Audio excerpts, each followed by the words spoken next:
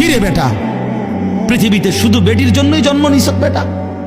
ছি ছি ছি ছি বেটা, বেহায়া কোথাকার, নির্লজ্জ কোথাকার।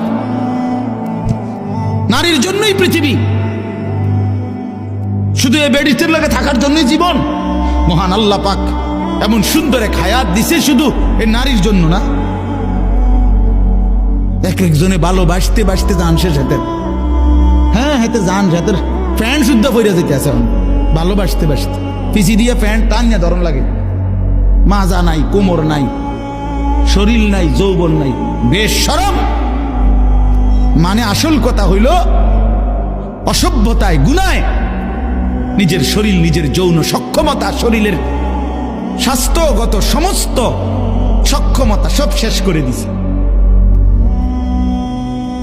আমি খোলামেলা বলি, নওজোয়ান তোমাদের জন্য বলার কেউ নাই, চিল্লায় না কেউ, ফেরাইবার মানুষ কম।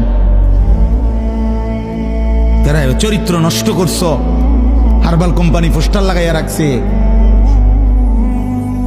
এত পোস্টার কেন হারবালের?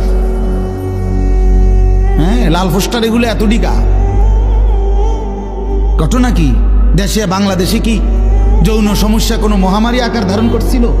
কোনো আন্তর্জাতিক গবেষণায় অথবা কোনো দেশে কোনো রাষ্ট্রীয় কোনো গবেষণায় বলেন যৌন রোগটা তাহলে এত পোস্টার কা? মাকসাদ কি?